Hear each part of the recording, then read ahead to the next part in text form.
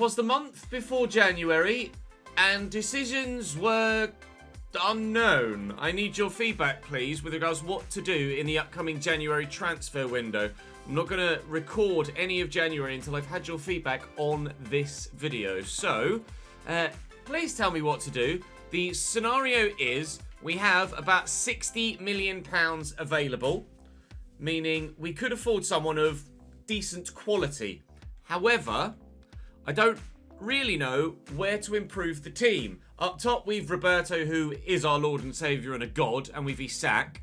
In the forward attacking midfield roles, Elise, Cech, Sule and Nanasi, I'm perfectly happy with. Castaños and Isak and Roberto can all play in any of these roles as well, to a certain level of quality. Centre mid, Thuram, Bulat and Banabe, perfectly good. Chilwell and Reguilon at left back. And Bete plays like an 82 or 83 rated centre-back, so I'm not worried about that position either. At right back, we've Pantea, who's 80 rated, but he's my highest performing right back. So I'm not sure I want to replace him, to be completely honest. Averaging a rating of 7.03 so far this season, and nobody else is actually above a 7, other than Reguilon, who's at 7.01. Tanganga and Vitic are both in the mid-6s for their average ratings, so Pantea is still playing particularly well, and equally, like Mbete, performance levels are much higher than the overall rating would suggest. Now, I could sign a higher rated right back to have as a backup or for simulated games to give us, in theory on paper, a better chance of winning. And I'd be open to selling Joe Mendes to do that, to maybe afford someone that's even better.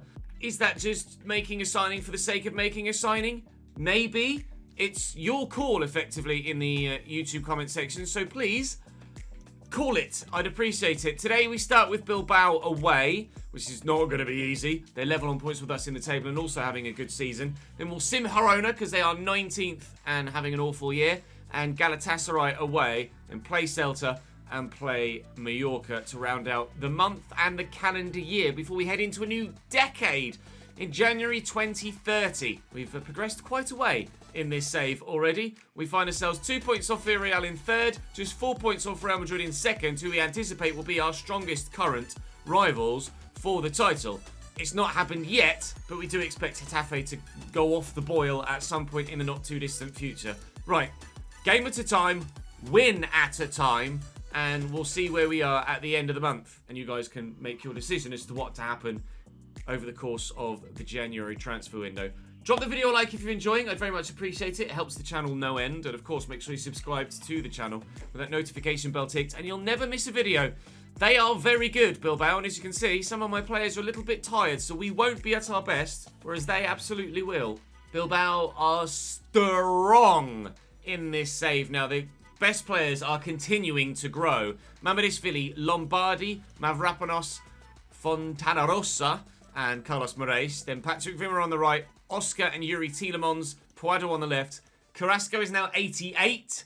He destroyed us at 84, so Christ knows how good he's going to be at 88.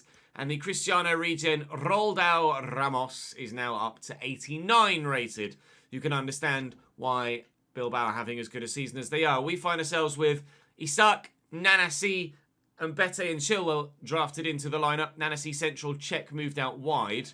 But we're obviously still going to be strong enough to get a decent result here, you'd like to think. I'd probably be satisfied with a point, but I do feel like we're capable enough of winning this game, albeit Bilbao have been very good against us. Oh yeah, that was poor. In previous games here at Malaga. That one's on me. 1-0 but Athletic. Carrasco.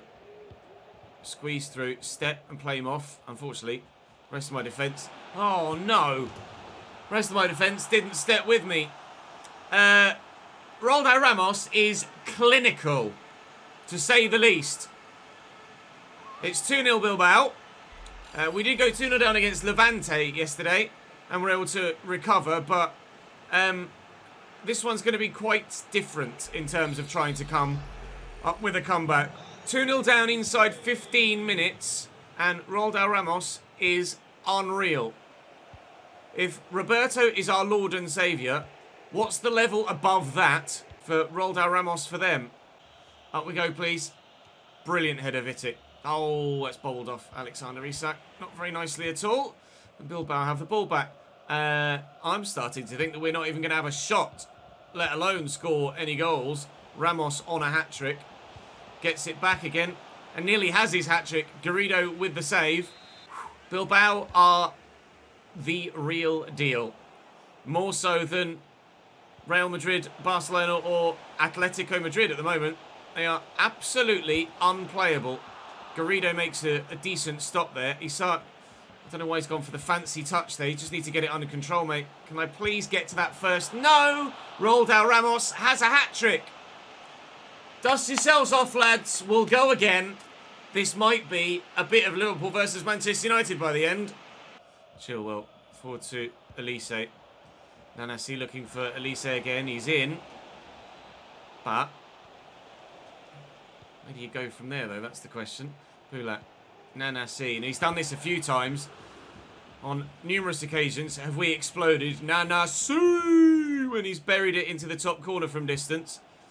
Unfortunately not able to work it on this occasion. But Milan Cech's made a good run inside the defender. But Marais comes up with the best slide tackle you'll see for a while. That is one of the halves of football that we haven't seen since season 1, really, at Malaga. That was definitively not great. Into Milan Cech. Isak. Nanasi's made a good run. The pass is decent. His touch is decent. He'll find Elise. We'll get it back to, well, Nanasi was the plan. Isak! Saved by Mamadishvili. 3 goals at this end in the first half. Can we perhaps score 3 at this end in the second? I'd like you to actually jump for it, please, Luke. That would be lovely. Elise. Thuram is the obvious. Really the only, actually, rather than the obvious. Tielemans slides in, but Thuram will get to it again. Isak round the corner here for Milan Cech. If I can find Nanasi or even Alexander Isak again, maybe we could be in for a goal. But it's cleared away. Win this header. Let's keep the pressure on. And Bete gets it to Pantea. And through that gap, Nanasi with a nice turn. Bulat. Look at Kefren Thuram. He's the one that can make the dart in behind, but he's not able to do so. And now we're on the back foot again. Their ability to counter has been second to none, Bilbao, and our defence has just been all over the place. Positionally, the marking has been atrocious, and my inability to actually get an effective tackle in certainly doesn't help either. An hour in, it's still 3-0, and time is running out even for a consolation goal, let alone any sort of comeback in this one. There won't be a comeback, it's 4. Well in, Pantea. Still the best performing defender in this team, even on days like this. Thuram, Isak, surely. Oh, can't even get a consolation goal. Mamadishvili out to stop me. Bulat will deliver, and Bete's underneath it. It will fall free. Vitic can't turn that home. And Elise can't do anything with that either, other than force a decent save. But there was a man on the post, even if the keeper missed it. Milan Cech. Isak can't even get the ball to him. Yeah. Back to the drawing board after this one. Well, I'm certainly hopeful that a result and performance like this won't become the norm again.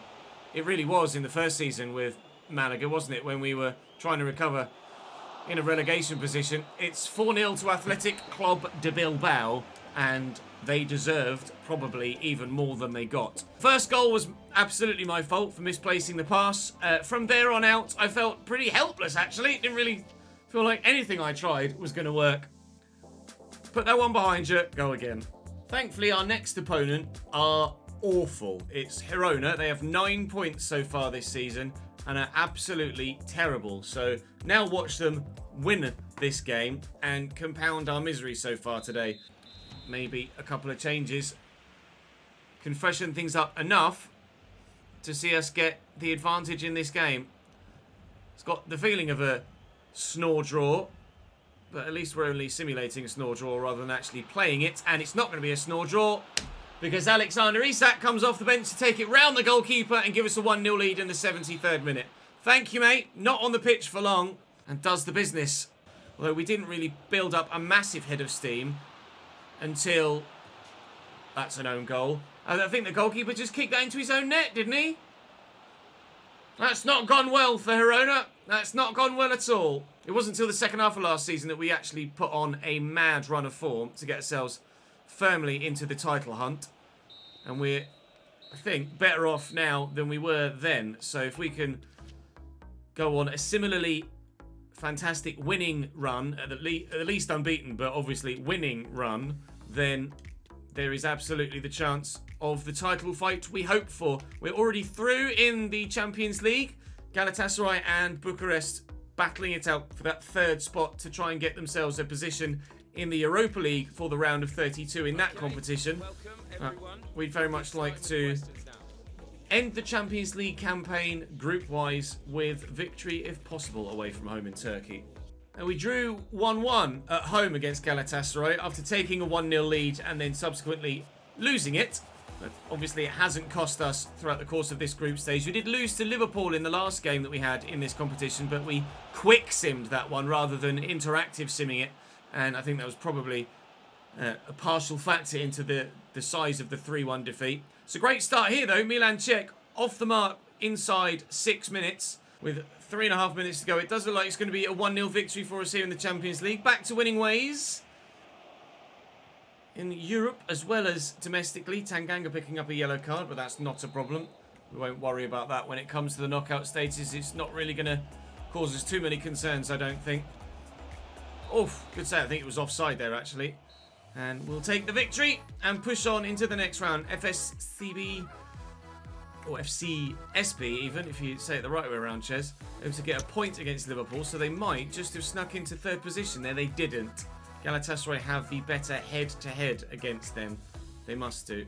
Although FCSB did beat them 2-1 in Turkey, and then Galatasaray beat them 2-0 in Romania, and that's why Gala finish above them. So we're down to 6th in the league, but still, as you can tell, not far off the top. 7 points now to Real Madrid, and Getafe's wobble is perhaps starting to emerge.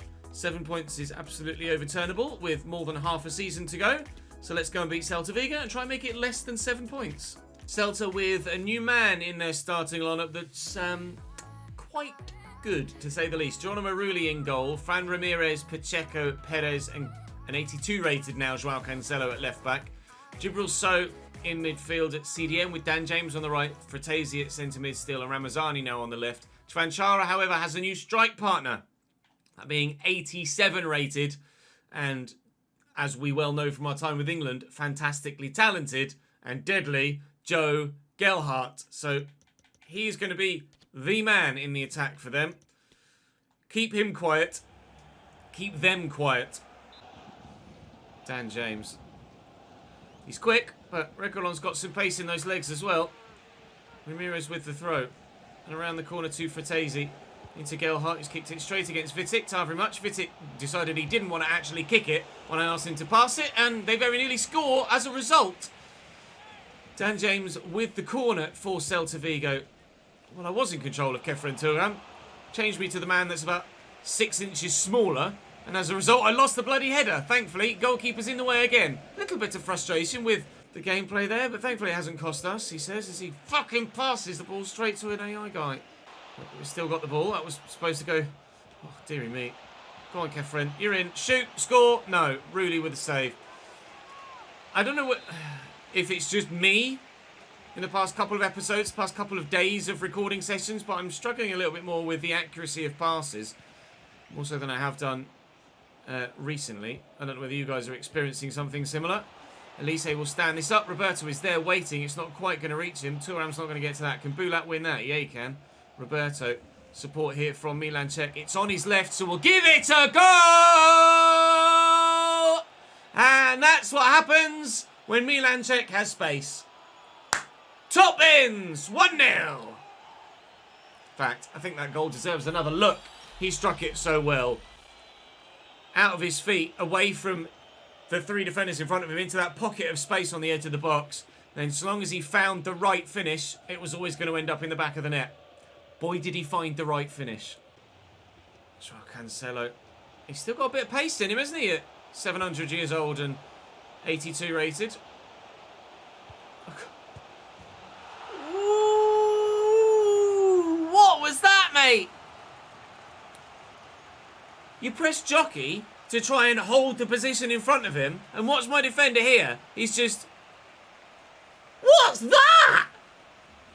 just done a 360 around him. I'm trying to jockey in front of him here like this to stop him from doing anything. And as he turns, my guy, rather than just hold his position, has done this. And then let the guy run on goal. What is that? That's a joke. That's 1-1. I'm trying to fucking tango with them, lads. Tackle, not tango. Defend, not dance. I thought it was going straight to Milan. Check there. Chvanchara, Fratesi, Gelhardt, Ramazani trying to stop that option down the line. Pante is in the way, as he always is. Sule will turn. Just try and build a bit slower rather than rushing it in offence. Although I say that, it couldn't really have opened up much more than it has here, could it? Elise, surely. Yep. Well, that was the most simple counter-attack we've had for a while. That felt like what Bilbao did to me. I don't know where their defence went, but all of a sudden I was 3 or 4v1. That one defender just had no chance, bless him. He's running around as best he can to chase the space. Celta Vigo's defence parted like the Red Sea, and as frustrated as I was with the way that they scored their goal, they will be just as frustrated with whatever happened to their defence there to let me score my second. I've not seen that for a little while. And Milan Czech with his first touch can burst past one defender, hold off the second. Nope, not hold off the second. I thought we might have been in for a third there, but we couldn't quite sort it. Here's Fratesi, and Gelhardt, don't let him shoot on his left. Well in, Vitic. Again, Vitic slow with doing anything once he intercepts the ball. It's not the first time we've had that issue with Vitic, is it? At all. I don't know what his reactions are like, or what his ball control's like, but he just takes an age to actually be able to do anything with once he intercepts like that. That first touch was a bit wayward there as well, but thankfully we get away with it this time. Check. Out wide to Matthias Sule. Pantea's forward from right back. We'll get it forward early here. Roberto. Kefren to Ram. 3. Celta caught on the counter. Elise. Lovely run by Kefren. Try and turn inside the man here. Look for Roberto, who's offside. I think he'll bury it. But it's not going to count. It would have been 4. It could have been 4. We deserve 4. We won't have 4. We will get 3, though. Points and goals. That'll be game. We could maybe get Roberto in for one more. Oh, we might, you know. Roberto for 4. Si. Roberto 4. Malaga 4. Celta Vigo 1. It's 3 points for us. I never remember what points is in Spanish. I always want to say punta, but that's German. Regardless of what language it's in, a win is a win. Football is the universal language, and we're able to get ourselves back-to-back La Liga victories, 3 straight victories in all competitions, and 3 puntos, as my chat has quite thankfully let me know how to say points in Spanish. Pantea needs to keep his feet on the ground, but continually, Pantea is insane at right back. We've been lucky in this save, or in this part of our career at Malaga, that some of the lower rated players we've got have played so much better than the sum of their parts that I don't really know what to do in the transfer window, which is why we're in the scenario we're in right now. Roberto is, despite the fact that we've signed someone like Alexander Isak, still held his starting spot and deserved to do so. And Pantea at 80 rated hasn't grown for 1.5 seasons and still stays in my 11. We used to fear coming up against Mallorca because of their incredible front line. They've sold both of those players. They have replaced one of them, and we'll wait and see how good Liam Delap is. But not having Fournier up top and the other Frenchman whose name escapes me alongside him as 85 and 86 odd rated forward players in there too is probably why they're having such a poor season, Mallorca. They were solidly mid-table and challenging for top half in the past couple of seasons because of those 2 players. And in this save at the minute, they're threatened with relegation. It's Lorenzo Montipo in goal for them. Diego Esler at right back. Capete Bukema. Cameron Carter-Vickers at 83 rated. And Arteaga at left back. Corral holding with Illich at 86 and highest rated player in their 11. Alongside Mikhail Coisance at centre mid. And then Fernino alongside an 84 rated Liam Delap. So we'll see if he's got any quality about him, Mr. Delap. Sule and Roberto linking up nicely. Matthias Sule's been very impressive. I particularly enjoy playing with him, actually. Kefren Turam is there. It's not going to reach him. It'll fall. Holy moly, what a goal that would have been. Sweet as you like on the volley for Michael Elise on his 5-star weak foot right side. You just wish that those go in, because they're dreamy efforts. That one would have been world class as well had it found its way in, but Montipo just able to position his feet well enough to keep it out for a second time. Sule. Pantea is on the overlap. Defender thought about covering it and then decided against it. Roberto's calling for it, so I'll look for him. He's going to get the run on the defender. But the accuracy with the header is left wanting. Still waiting for the first goal in this game 3 minutes before half-time. Mallorca so much more solidly defensively sound than Celta Vigo were in the last game that I'm actually finding it a little difficult to find a way through. Delap actually had a bit more time and space there than he maybe gave himself the opportunity to do with the ball. 0-0 at half-time. Struggles for passing today. Fernino. Oh, it's gone through the legs of the defender, and Liam Delap punishes. Well, he certainly can finish, Liam Delap. His all-round build-up play hasn't been great for them, but given the opportunity to just have some space and shoot, he's done really well. That's gone through the legs of Tanganga as I've tried to close the ball down. A little bit of bad luck there, and we shall have to hope for some positive luck later in this second half. I don't want to lose this game. I don't want to not win this game. I want 2 goals. I'm not even settling for a point here against Mallorca. They are not a great team, having not a great season. This is absolutely the sort of fixture that we should be winning, especially at home. Check. Beat his man. Check. Space. Oh, but can't replicate the finish from the previous one. Runners out wide. Still runners out wide. See check in the middle. It's such an easy pass to play. And I've put so much power on it to ensure that, or to at least, I feel like, ensure that it gets there. Lovely ball by Elise. Kefren Turam. Just too many defenders around. Too many men. I'm actually call for the man short here. Try something different from a set piece. Pull it to the back at the edge of the box here. And Bulat will find Sule, who with space and a deflection sees it go wide. Capete in the way. It nearly worked.